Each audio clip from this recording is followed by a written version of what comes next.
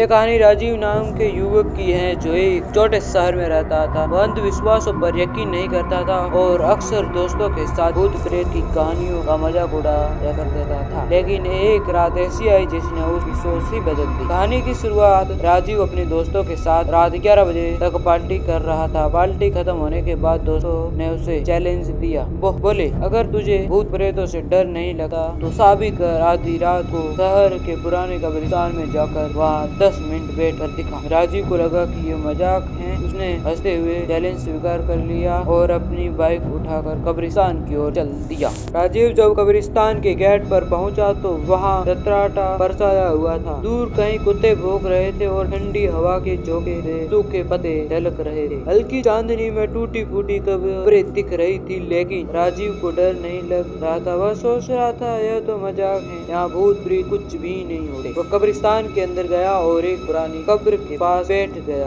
घड़ी में ठीक 12 बज रहे थे। उसने अपने दोस्तों को साबित करने के लिए फोन निकाला और वीडियो रिकॉर्ड शुरू कर दिया। लेकिन तभी राजीव जैसे ही बैठा उसने कानों में धीमी फुसफुसाहट सुनाई दी। यह किसी महिला की आवाज थी जो स्पष्ट शब्द बड़बड़ा रही थी। उसने चारों तरफ देखा लेकिन वहाँ कोई नहीं। शायद हवा की आवाज होगी, उसने खुद को समझाया। लेकिन तभी राजीव ने जैसे ही कैमरा आगे बढ़ाया तभी पास के एक पेड़ से एक भारी टहनी जमीन पर गिर पड़ी। आवाज इतनी तेज थी कि उसका दिल जोर से धड़कने लगा, लेकिन उसने खुद को शांत रखा और सोचा कि यह महज इत्तेफाक है। अब उसे कब्रों के बीच से हल्की ठक ठक की आवाज आने लगी, जैसे कोई अंदर से बाहर निकलने की कोशिश कर रहा हो। राजीव का पसीना छूटने लगा। अब उसका दिमाग कह रहा था, यह सिर्फ मेरा भ्रम नहीं हो सकता। राजीव ने कैमरे को घुमाया और अचानक उसे सामने की कब्र के पास एक परछाई दिखी। लेकिन जो समझे डरावनी बात थी, वह परछाई हिल रही थी, लेकिन राजीव के अलावा वहाँ कोई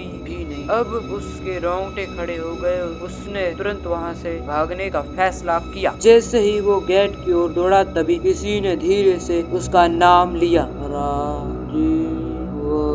उसकी रंगों में ठंडा खून दौड़ गया। उसने मुड़कर नहीं देखा और तेजी से बाइक स्टार्ट करने लगा, लेकिन बाइक स्टार्ट नहीं हो पाई। ऐसा लग रहा था जैसे किसी ने उसे पकड़ लिया हो। राजीव पूरी ताकत से चिल्लाया और बार बार किक मारने लगा। कुछ सेकंड बाद बाइक स्टार्ट हुई और वह तेजी से वहाँ से भाग निकला। क्या वह बच पाएगा? घर पहुँचने के बाद राजीव हाफ रहा था। उसने कैमरा चेक किया, लेकिन उसमें कुछ भी साफ रिकॉर्ड नहीं हुआ था। बस अजीब सी गड़बड़ और स्पष्ट आवाजें थी। उस रात के बाद राजीव कभी भी भूतों का मजाक नहीं उड़ाता। वह इस बात को मान चुका था कि कुछ ऐसी ताकतें होती हैं जो इंसानी समझ से परे हैं। आपने इस वीडियो में क्या सीखा है? कुछ जगह इंसानों के लिए नहीं बनी होती। अंधविश्वास और हकीकत के बीच की लकीर बहुत पतली होती है। गाइस, अगर आपको यह कहानी पसंद आई है तो बताइए कि अगली डरावनी कहानी किस विषय पर होनी चाहिए और चैनल को सब्सक्राइब करना भी ना भूले। और ये कहानी किस विषय पर होनी चाहिए ये कमेंट में जरूर बताइएगा। Take care, bye bye.